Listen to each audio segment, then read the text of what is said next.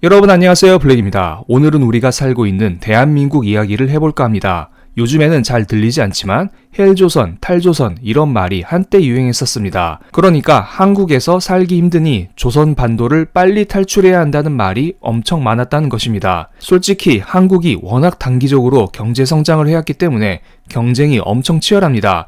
1등 아니면 다 인정도 해주지 않고요. 그래서 1등이 되기 위해 태어나서부터 사교육으로 치열한 경쟁을 주입받습니다. 저도 뭐 대단한 사람은 아니지만 여기까지 오기 위해 대단한 노력을 했던 것 같습니다. 어쨌든 이런 분위기 속에 사람들은 한국에 실망하여 이민도 떠나고요. 애를 낳지 않습니다. 당장 내가 살기 힘든데 무슨 자식을 낳나요? 그래서 가임 여성당 한 명이 낳는 아이의 수가 2015년에 피크를 치고 쭉 떨어지더니 작년 기준으로 0.72명이 됐습니다. 세계적으로 봤을 때 거의 최저 수준입니다. 아마 올해에는 더 떨어질 것으로 전망이 되고 있죠.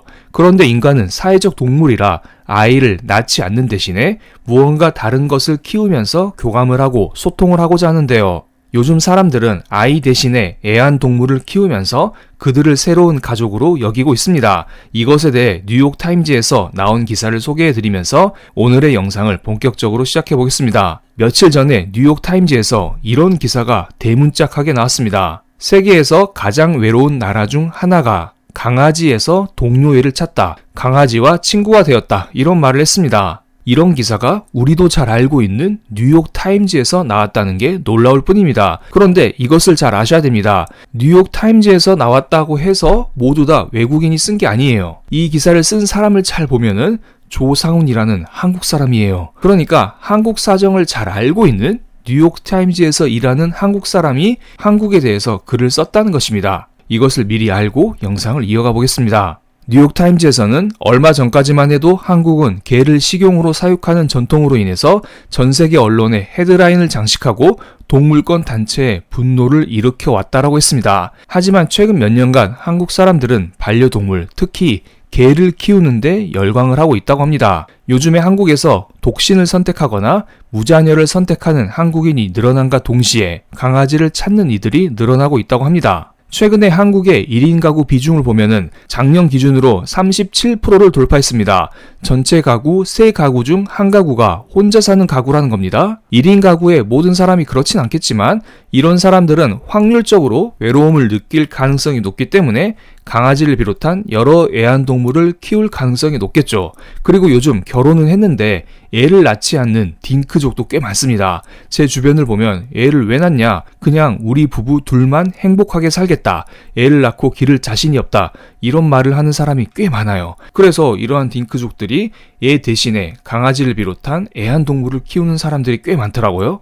그리고 뉴욕타임즈에서 정부 추산에 따르면 현재 한국의 4가구 중 1가구는 반려동물을 키우고 있다라고 했습니다. 25% 정도가 반려동물을 키우고 있다는 겁니다. 그런데 미국은 이것보다 훨씬 높은 62% 가정에서 반려동물을 키우죠. 미국에 비해서는 여전히 낮은 수준이긴 하지만 한국에서 반려동물을 기르는 가구가 빠른 속도로 증가하고 있다고 해요. 최근 10년 동안 2배 가까이 증가했다고 합니다. 그래서 제가 반려동물에 대해서 조사한 다른 보고서를 하나 살펴봤습니다. 이것은 서울디지털재단에서 5월 30날, 그러니까 비교적 최근이죠. 이때 조사된 자료입니다. 그리고 이것은 전국 대상으로 조사한 것은 아니고요. 서울만 대상으로 조사한 보고서입니다. 보고서에 따르면 서울시에 등록된 반려견은 61만 2천 마리로서 전국에 등록된 반려견 350만 마리 중 17.5%에 해당된다고 합니다. 사람뿐만 아니라 반려견도 대부분 서울에 집중되어 있는 것을 알 수가 있죠. 그런데 재미있는 수치가 있어요.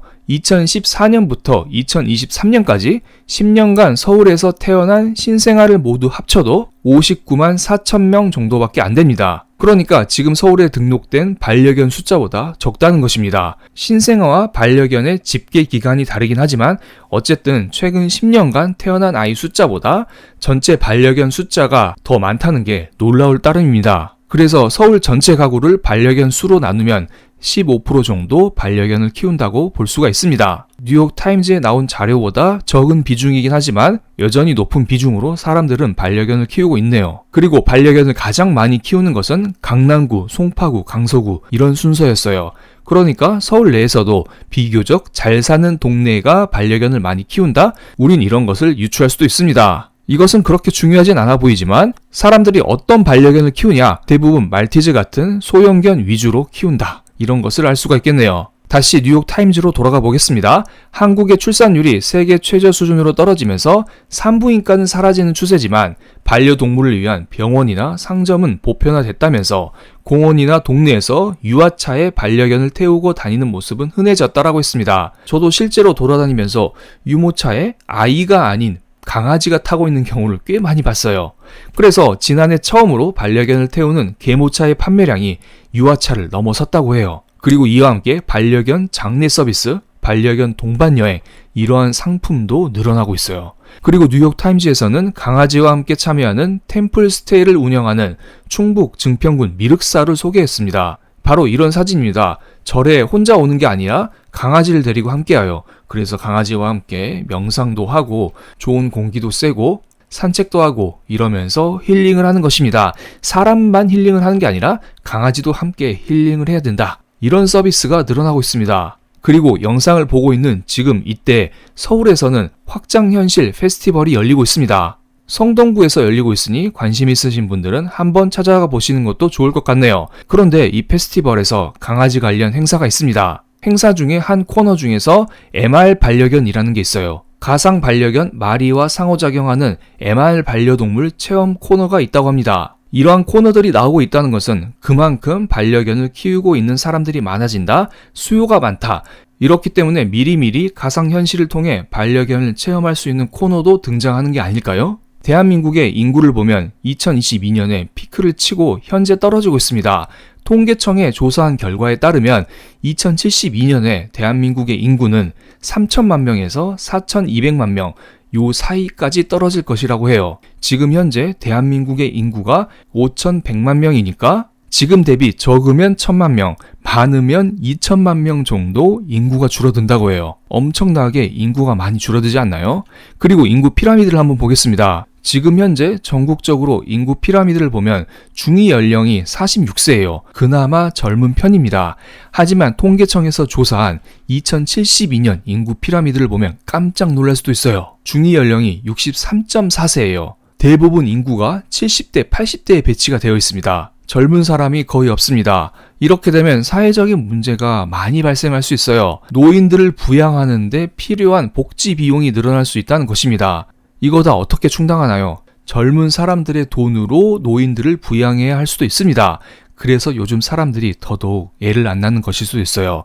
내가 애를 낳으면 뭐하냐? 내 아이들이 많은 노인들을 부양해야 되는데 이런 고통을 아이에게 주고 싶지 않다, 이런 생각을 하는 사람이 늘어나고 있어요. 그런데 이런 젊은이들이 모든 노인들을 다 부양할 수 없겠죠. 각자 도생해야 하는 사람들도 꽤 늘어날 것으로 보입니다. 그래서 우리는 미래를 위해서 지금부터라도 투자를 미뤄서는 안 돼요. 정부에서 기대할 수 있는 것은 최대한 기대해 보겠지만 이것으로 우리의 노후가 100% 보장되지 않기 때문에 우리는 항상 투자를 통해서 미래에 살 수 있는 돈을 미리미리 마련을 해야 됩니다. 그래서 저도 연금을 열심히 굴리고 있거든요. 그리고 나라별 인구 추이를 한번 보겠습니다. 미국 같은 경우는 2100년까지 인구가 꾸준히 늘어난다는 보고서가 있어요. 그런데 한국과 일본을 볼게요. 한국과 일본은 이미 인구가 피크아웃을 했고요. 이렇게 뚝 떨어지는 것을 알 수가 있습니다. 이런 식으로 인구가 떨어지게 되면은 특히 한국 같은 경우에는 일명 사람을 갈아 넣어서 지금까지 경제 성장을 했었는데요.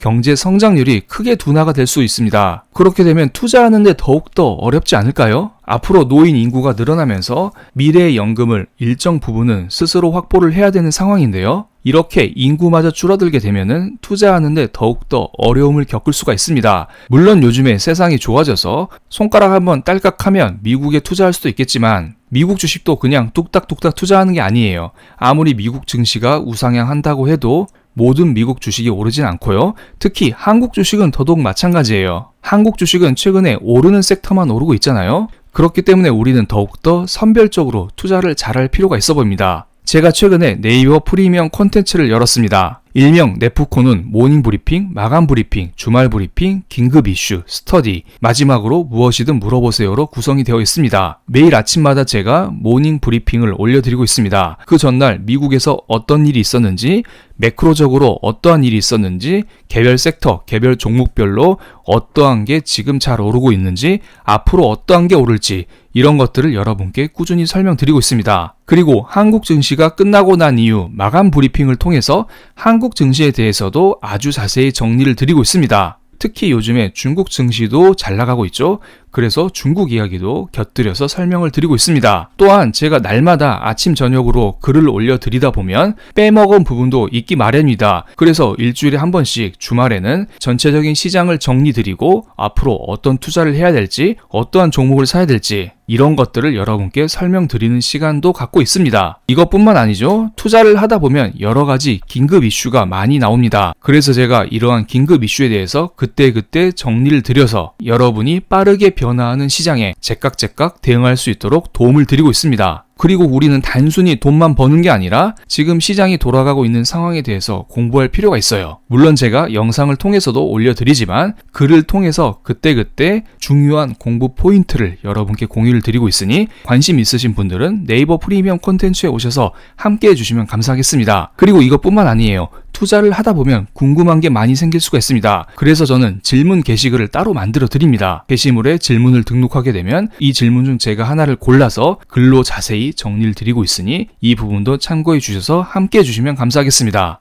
그리고 저에 대해서 오해하고 계시는 분들이 계시는데요. 솔직히 저의 유튜브 영상 썸네일이 자극적인 것은 사실이죠. 이 자리를 빌어서 사과의 말씀을 드리겠습니다. 이러한 오해를 풀기 위해 이번 주말에 전체 라이브를 해볼까 합니다. 전체 라이브 일정은 제가 게시글을 통해서 따로 올려드릴 테니 저의 커뮤니티 게시판 참고해 주셔서 저의 라이브에 함께 해주시면 감사하겠습니다. 그럼 오늘 영상 여기서 마치겠습니다. 우리 라이브 때 다시 만나요.